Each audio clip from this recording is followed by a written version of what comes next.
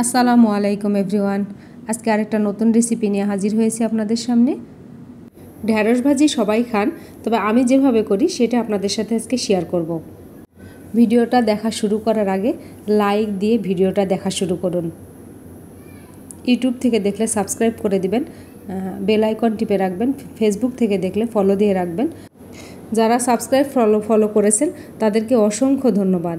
যারা এখনও করেননি তারা এক্ষুনি করে ফেলুন। চলুন তাহলে আমরা ঢেঁড়স ভাজিটা প্রস্তুতি শুরু করি। ঢেঁড়স আগে খুব ভালো করে ধুয়ে নিব। ঢেঁড়স সবসময় কাটার আগেই ধুয়ে নিতে হয়, তা না হলে রান্না করার সময় ঢেঁড়সটা নরম হয়ে যায়।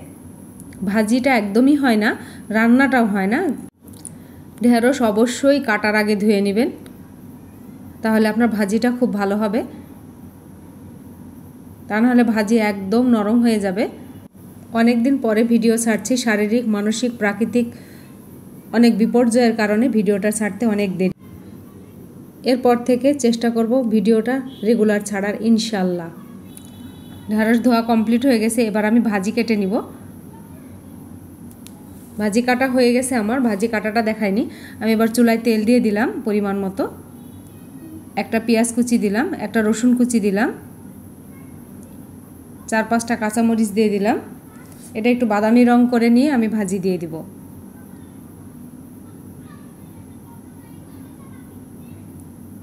বেশি লাল করার প্রয়োজন নাই, পেঁয়াজ রসুনগুলো ভাজি দিয়ে দিলাম। এবার সামান্য একটু হলুদ দিব, যেন ঢেঁড়সটা সবুজ সবুজ হয়ে থাকে। লবণ দিলাম স্বাদ মতো। এখানে আরেকটা মশলা দিলাম, সেটা হচ্ছে পাঁচফোড়ন গুঁড়া। ঢেঁড়স ভাজিতে পাঁচফোড়ন গুঁড়া দিলে অসাধারণ একটা স্বাদ হয়।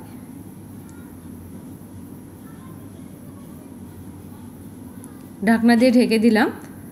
5 মিনিট পরে ঢাকনা তুলে আরেকটু নেড়ে দিব।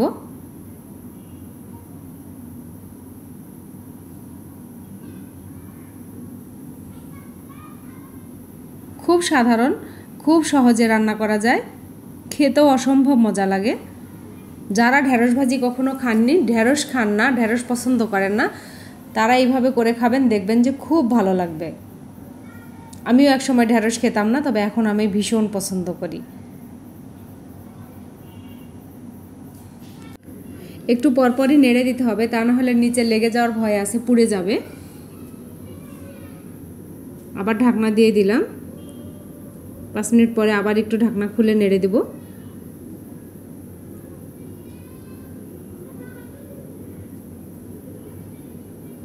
এভাবে সেদ্ধ হওয়া পর্যন্ত নাড়তে হবে।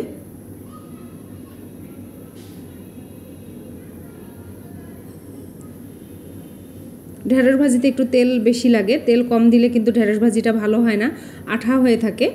আর তেল দিলে ভাজিটা ছাড়া ছাড়া ঝরঝরা হয়। আমি এর চেয়ে আর বেশি ভাজবো না, আমার ভাজা কমপ্লিট হয়ে গেছে।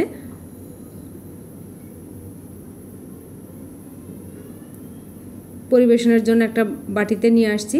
দেখেন কি সুন্দর লাগছে দেখতে, খেতেও অসম্ভব মজা।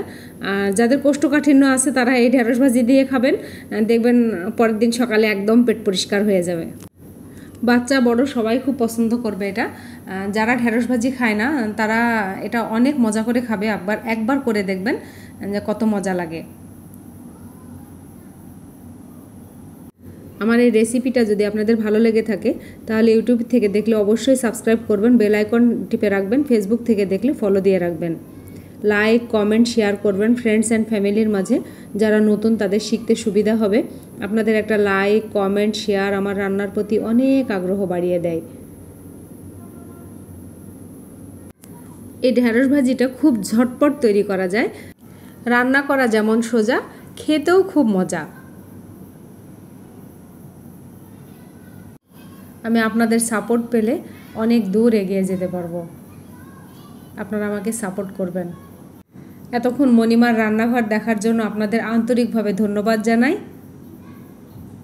আগামী রেসিপি নিয়ে আসা পর্যন্ত আপনারা নিরাপদ ও সুস্থ সুন্দর থাকবেন। আমাদের জন্য দোয়া করবেন। আল্লাহ হাফেজ।